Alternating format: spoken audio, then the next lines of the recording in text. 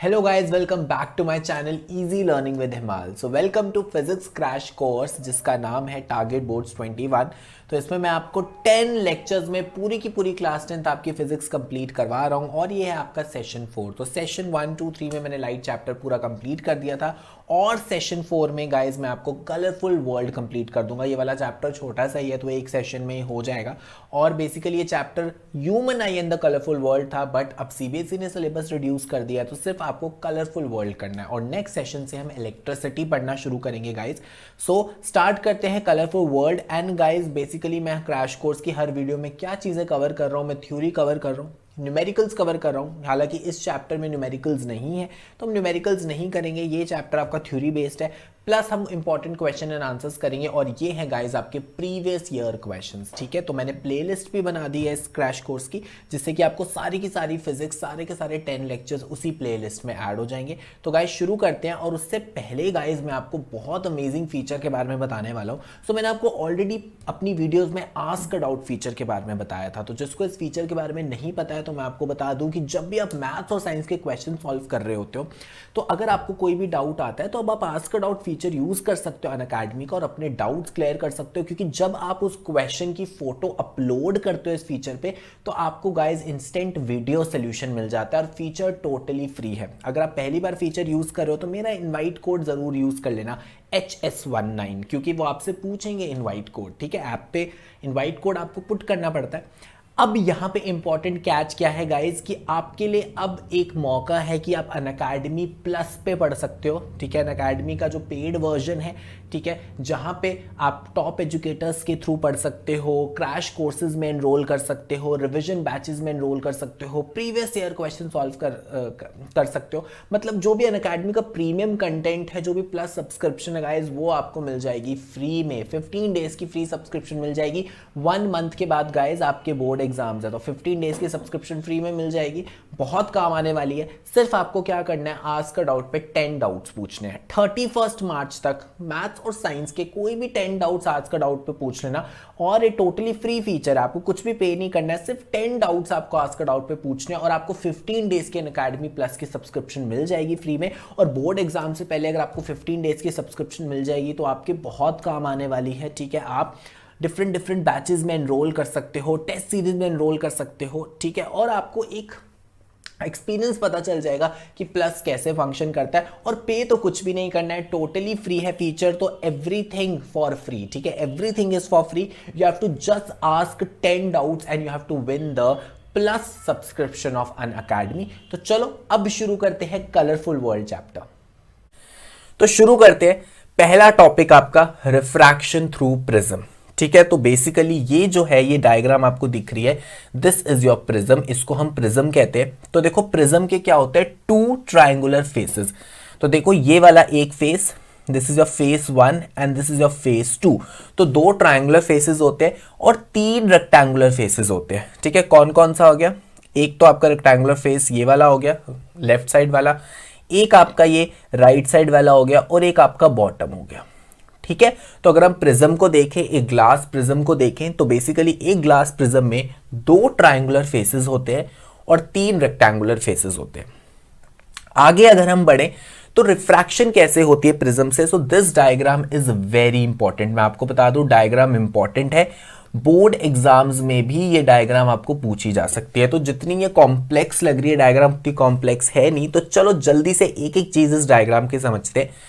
सबसे पहले ये जो एंगल है, this is your angle of prism. ठीक है, इक्विलेटरल प्रिज्म है इसलिए एंगल ऑफ प्रिज्म यहाँ पे 60 डिग्री है, क्योंकि ये जो प्रिज्म है this is your equilateral prism.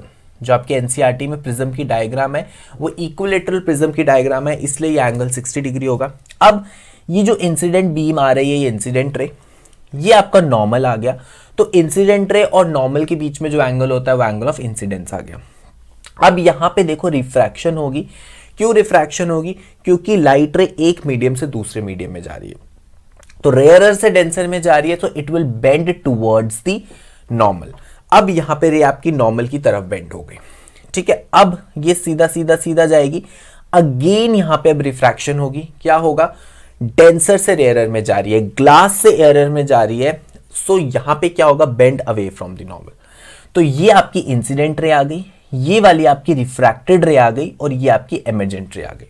ठीक है, ये एंगल ऑफ इंसिडेंस है, ये एंगल ऑफ रिफ्रैक्शन है, ये भी एंगल ऑफ रिफ्रैक्शन है। ठीक है, ये जो एंगल आपका बन रहा है एमर्जेंट रे और नॉर्मल के बीच में, that is angle of emergence. तो ये जो आई है ये एंगल ऑफ इंसिडेंस है, ये जो आर है ये एंगल ऑफ रिफ्रैक्शन है, और ये जो एमर्जेंट रे आपकी नॉर्मल के साथ एंगल बना रही है वो एंगल ऑफ एमर्जेंस है।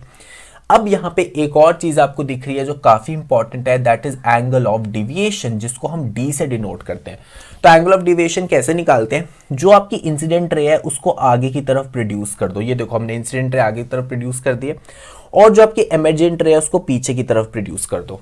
मैं दोबारा रिपीट कर रहा हूं, इंसिडेंट रे को आगे की तरफ प्रोड्यूस कर दो, एमर्जेंट रे को पीछे की तरफ प्रोड्यूस कर दो।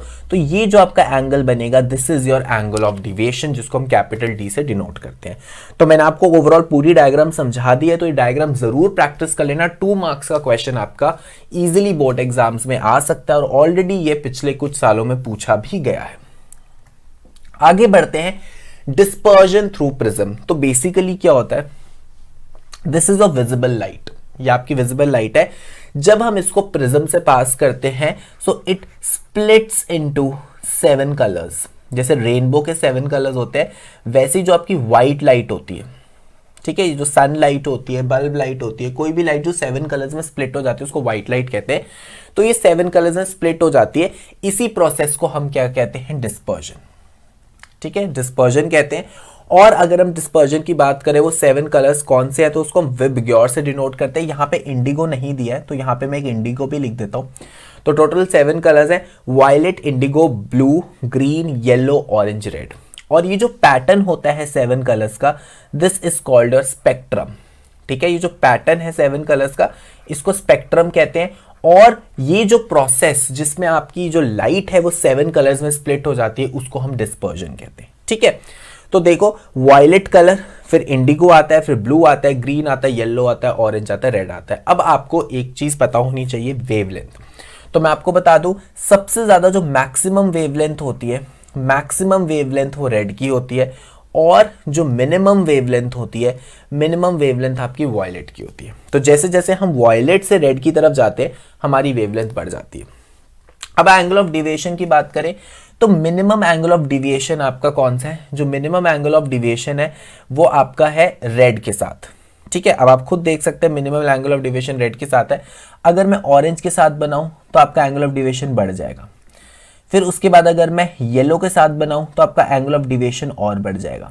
ठीक है, तो इसलिए याद रखो, ठीक है, एंगल ऑफ डिविएशन सबसे कम रेड लाइट का होता है, सबसे ज्यादा वॉयलेट लाइट का होता है।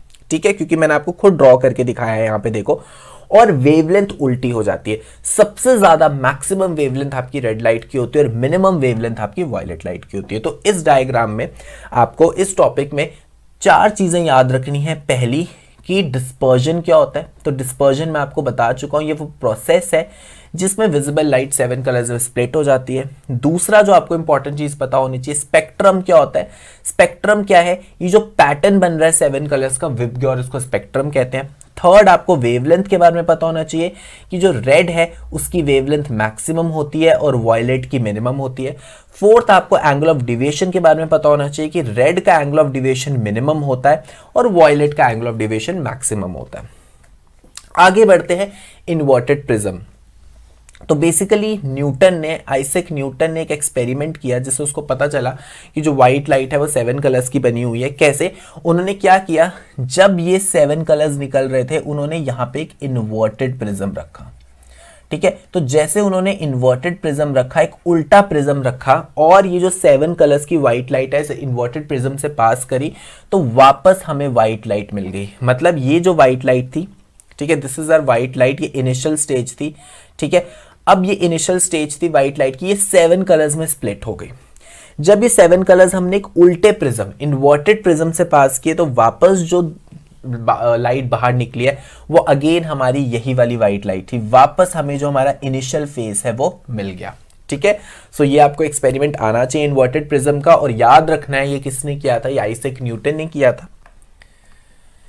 आगे बात करते हैं formation of rainbow, very important 2 marks question, बहुत बार पूछा जाता है एग्जाम में, 2 नंबर का क्वेश्चन है फॉर्मेशन ऑफ रेनबो। तो ये 4 स्टेप्स आपको मेंशन करने रेनबो फॉर्मेशन के, और ये डायग्राम भी आपको पता होना चाहिए। तो पहला स्टेप है रिफ्रैक्शन। देखो व्हाइट लाइट आई, ये है आपका एयर और ये आपका रेन ड्रॉप है, तो दिस इज योर वाटर। ठीक है, ये एयर है, ये वाटर है। तो जब लाइट एयर से वाटर में जाएगी तो रिफ्रैक्शन होगी। उसके बाद डिस्पर्जन हुई। डिस्पर्जन क्यों हुई? क्योंकि आप देखो ये 7 कलर्स में स्प्लिट हो गया, ये 7 कलर्स में स्प्लिट हो गया, तो ये डिस्पर्जन हुई। फिर इंटरनल रिफ्लेक्शन, ये देखो this is your internal reflection. ये जो हो रही है आपकी इंटरनल रिफ्लेक्शन है, ये जो 7 कलर्स है रेन ड्रॉप के इनर वॉल से स्ट्राइक कर रहे हैं, रिफ्लेक्ट हो रहे हैं, इंटरनल रिफ्लेक्शन है। और उसके बाद फाइनल रिफ्रैक्शन, वापस ये जो 7 कलर्स हैं ये वाटर से एयर में जा रहे हैं, तो मीडियम चेंज हो रहा है, तो रिफ्रैक्शन हो गया। दोबारा से रिपीट कर रहा हूं, पहले रिफ्रैक्शन हुआ, व्हाइट लाइट एयर से वाटर में गई, फिर डिस्पर्जन हुआ, 7 कलर्स में स्प्लिट हो गई, फिर इंटरनल रिफ्लेक्शन हुआ, ये जो 7 कलर्स थे रेन ड्रॉप की इनर वॉल से रिफ्लेक्ट हुए और वापस ये बाहर निकल गया। ठीक है, अब देखो एक बहुत इंपॉर्टेंट चीज आपको पता होनी चाहिए, जो रेनबो बनता है वो सन के ऑपोजिट साइड बनता है, मतलब जहां पे भी सन होगा रेनबो क्या होगा, उसके ऑपोजिट साइड बनेगा। और रेनबो में भी वही 7 कलर्स होते हैं जो प्रिज्म में होते हैं। नेक्स्ट बात करते हैं एटमॉस्फेरिक रिफ्रैक्शन। अब बेसिकली क्या है, जो एटमॉस्फेयर है वहां पे जो एयर है वो हमारी कांस्टेंट नहीं है। ठीक है, तो वहां पे रिफ्रैक्शन इसलिए होती है क्योंकि एयर की जो डेंसिटी होती है वो चेंज होती है। तो मैं आपको बता दूं, जितनी ज्यादा एयर हमारे लैंड के पास होगी वो उतनी ही ज्यादा आपकी डेंसर होगी। और जैसे जैसे हम ऊपर बढ़ते जाते हैं एयर हमारी रेयरर होती रहती है। ठीक है, इसका मतलब है जितना हमारी एयर लैंड के पास होगी उसका रिफ्रैक्टिव इंडेक्स उतना ही ज्यादा होगा। जैसे जैसे हम ऊपर जाते रहेंगे रिफ्रैक्टिव इंडेक्स कम हो जाएगा, या अगर हम उल्टा बोले जैसे जैसे हम नीचे आ रहे हैं रिफ्रैक्टिव इंडेक्स बढ़ रहा है। फिर मैं रिपीट कर रहा हूं, लैंड के पास वाली एयर डेंसर है, जैसे जैसे हम ऊपर एटमॉस्फेयर में जा रहे हैं एयर रेयरर होती जा रही है। डेंसर मीडियम है तो रिफ्रैक्टिव इंडेक्स ज्यादा होगा, तो हम कह सकते हैं जैसे हम नीचे आते रहते हैं रिफ्रैक्टिव इंडेक्स बढ़ता रहता है। तो रिफ्रैक्टिव इंडेक्स बढ़ता रहता है तो ऑब्वियसली क्या हो रहा है, जो आपकी एयर है वो डेंसर होती जा रही है। तो जब मीडियम चेंज होता है रेयरर से डेंसर में जाती है तो ऑब्वियसली रिफ्रैक्शन होती है, और इसी को एटमॉस्फेरिक रिफ्रैक्शन कहते हैं। और इसका एक मेजर फिनोमेना है that is twinkling of stars. तो ट्विंकलिंग ऑफ स्टार्स पे भी 3 मार्क्स का क्वेश्चन आता है, why do stars twinkle, question आ सकता है, प्लैनेट्स ट्विंकल क्यों नहीं करते। ठीक है, तो ये चीज आपको पता होनी चाहिए। तो 3 मार्क्स का क्वेश्चन बहुत इंपॉर्टेंट है, तो ये वाली डायग्राम आप देख लेना। ठीक है, तो सिंस इसका रिफ्रैक्टिव इंडेक्स इंक्रीज कर रहा है तो जो एक्चुअल पोजीशन होती है स्टार की वो नीचे होती है और एपरेंट पोजीशन ऊपर होती है, क्योंकि क्या होता है बेंडिंग होती है लाइट की। बेंडिंग ऑफ लाइट किसकी वजह से होती है, रिफ्रैक्शन की वजह से। तो जो आपका स्टार एक्चुअल में नीचे होता है बट उसकी पोजीशन हमें थोड़ी ऊपर दिखती है। अब हम इसको समझ लेते हैं। तो ये सारे पॉइंट्स आपको मेंशन करने हैं, थ्योरी क्वेश्चन जो 3 मार्क्स का क्वेश्चन आएगा तो सारे पॉइंट्स आपको मेंशन करने हैं। ठीक है, the twinkling of star is also due to atmospheric refraction, first point. Second, the air in earth's atmosphere is such that it has increasing refractive index. तो जैसे जैसे हम अर्थ के पास आते रहते हैं उसका रिफ्रैक्टिव इंडेक्स बढ़ता रहता है। When starlight enters earth's atmosphere it undergoes multiple refraction, क्योंकि क्या हो रहा है कंटिन्यूसली आपका रिफ्रैक्टिव इंडेक्स बढ़ रहा है, जिसकी वजह से मल्टीपल रिफ्रैक्शन हो रही है कंटिन्यूसली जब तक वो अर्थ तक नहीं पहुंचती।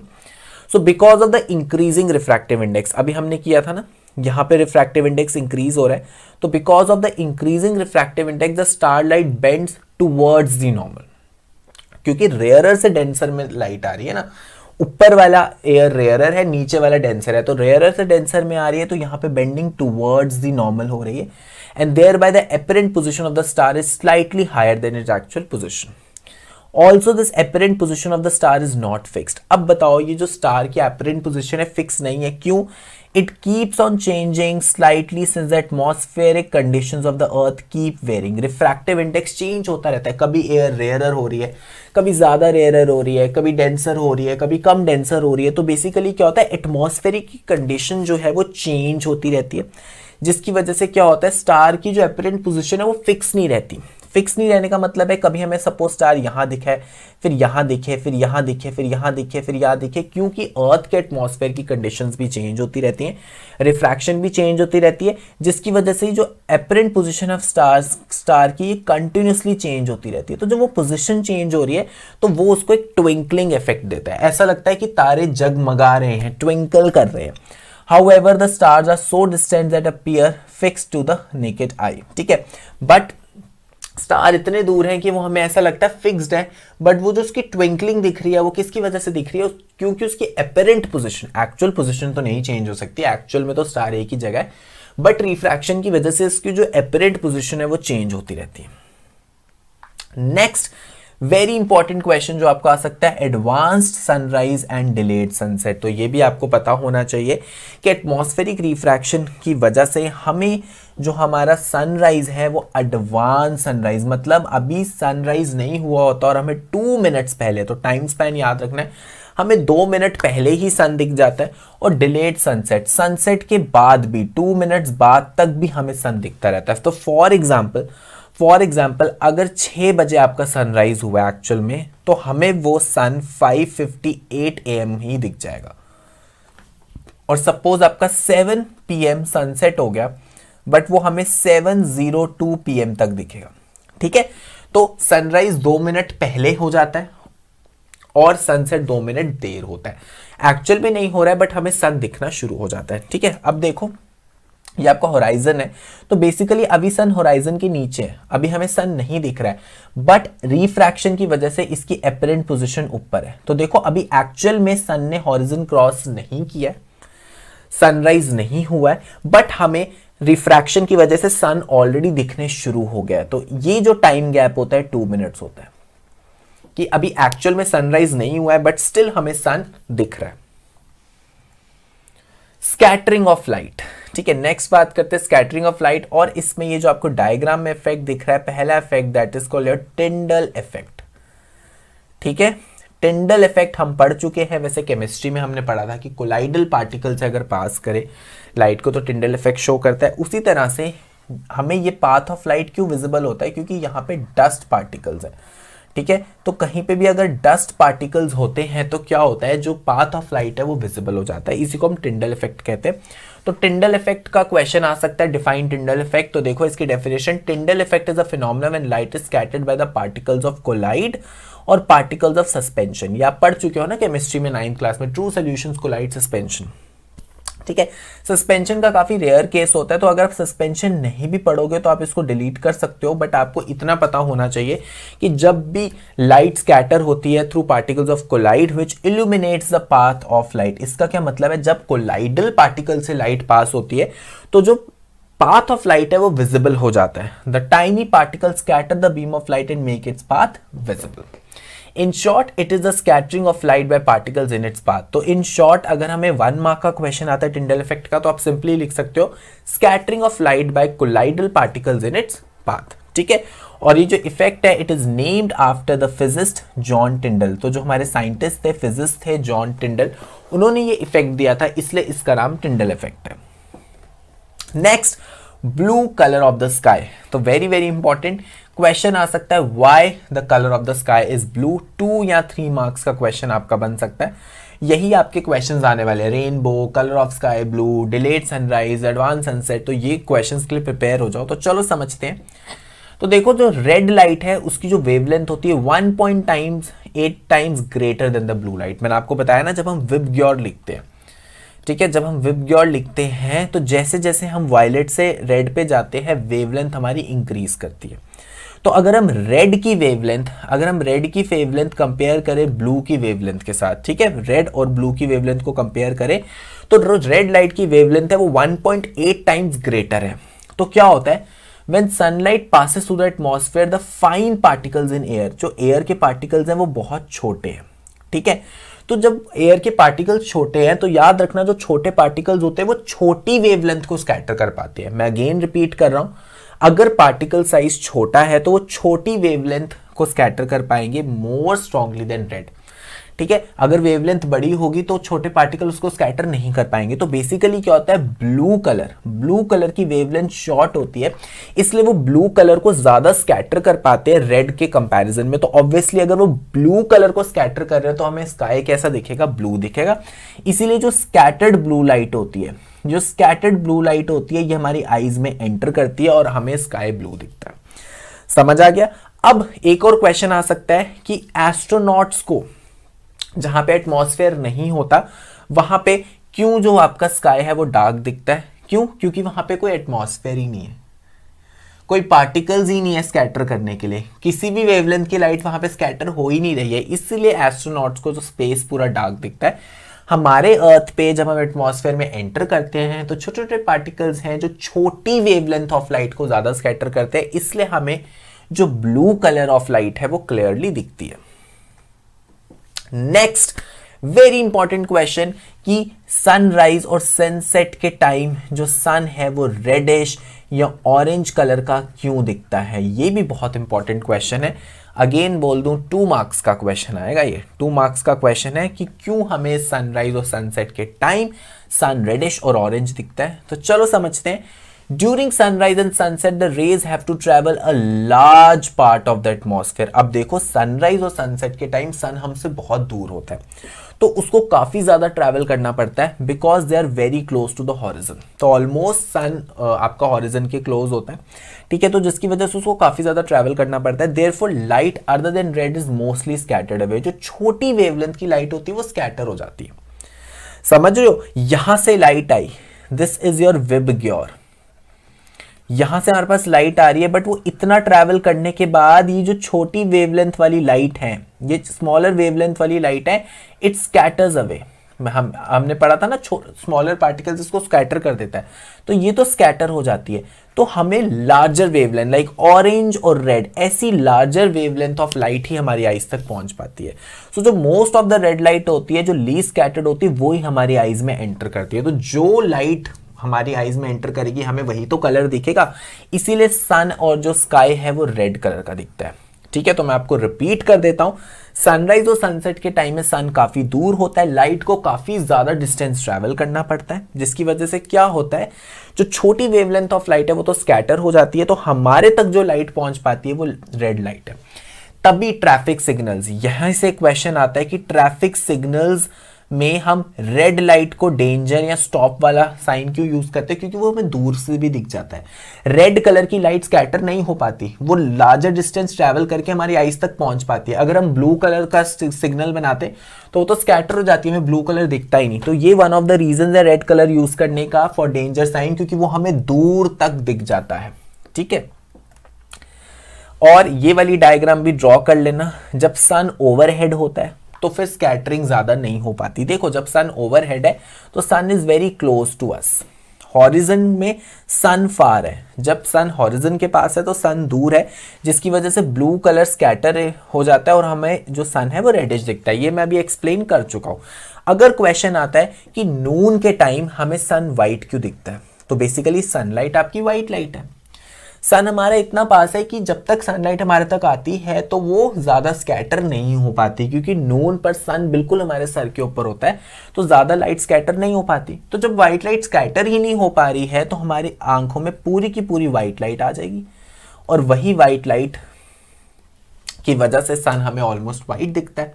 ठीक है, बट सनराइज और सनसेट के टाइम में क्या होता है, ये जो व्हाइट लाइट आ रही होती है इसमें शॉर्टर वेवलेंथ स्कैटर हो जाती है, इसलिए सन हमें रेड दिखता है। ठीक है, तो ये आपका इंपॉर्टेंट डायग्राम है, तो ये गाइस भी आप इसको अच्छे से प्रिपेयर कर लें। ओके गाइस, तो मैं आपको कुछ इंपॉर्टेंट प्रीवियस ईयर क्वेश्चंस बता देता हूं जो जनरली बोर्ड एग्जाम्स में पूछे जाते हैं।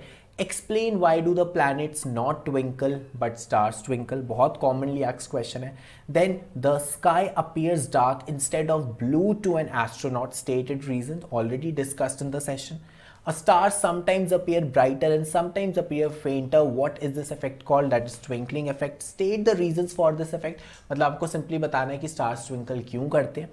Why is the color of the clear sky during daytime? Sorry, what is the color of the clear sky? Blue color. Give reason. तो आपको बेसिकली बताना है कि sky का कलर blue क्यों होता है। And again, a very important question. Explain the formation of rainbow.